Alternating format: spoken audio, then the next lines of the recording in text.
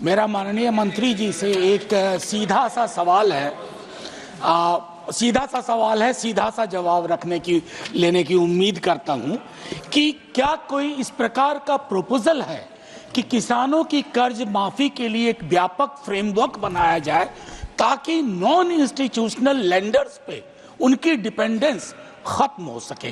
Thank you sir.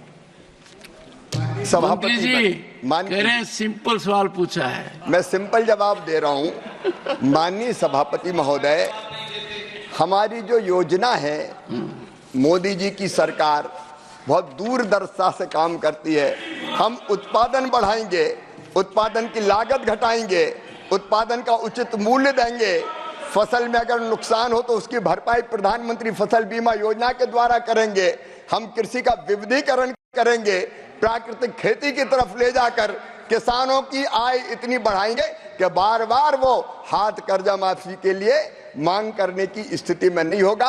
हम आय बढ़ाने पर विश्वास रखते हैं माननीय सभापति महोदय, ये सरकार निरंतर उसके लिए काम कर रही है। Shri Jairam Ramesh, fifth supplementary.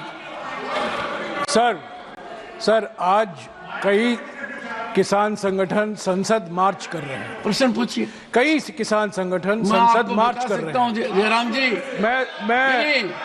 मैं मंत्री जी से पूछना चाहता हूं, लंबी बात हुई है कि 3 दिन पहले एक उच्च संवैधानिक पदाधिकारी ने हमारे किसानों की दर्द जयराम रमेश जी के सामने रखी।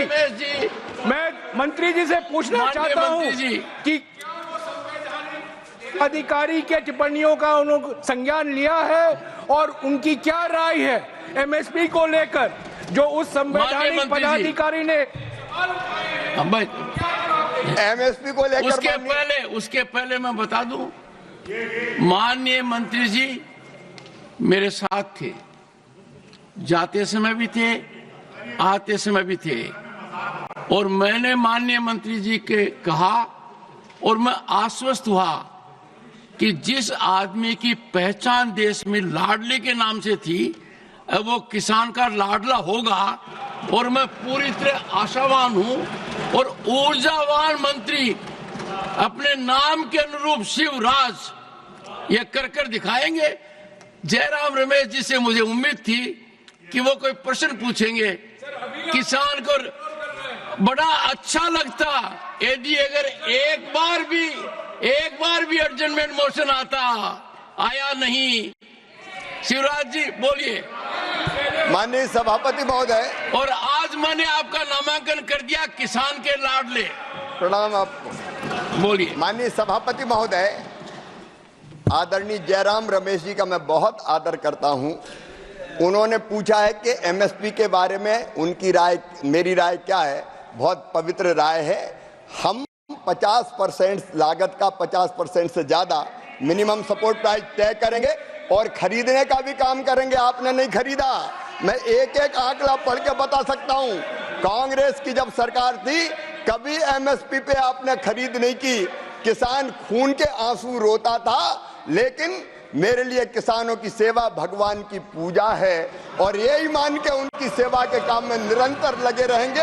एमएसपी पर किसानों को उत्पाद खरीदा है और अब भी पूरा उत्पाद खरीदेंगे, और एक दिन में 2 दिन का काम करेंगे। और आपने जो अपेक्षा व्यक्त की है, मेरी कोशिश रहेगी संपूर्ण सामर्थ्य और क्षमता झोंक के काम करके अपने किसानों की सेवा कर सके और कृषि के परिदृश्य को और बेहतर बना सके। विकसित भारत का संकल्प लिया है प्रधानमंत्री नरेंद्र मोदी जी ने, उसी का एक रोड मैप कृषि में भी हमने बनाया है, उसको पूरा करने में कोई कसर नहीं छोड़ेंगे।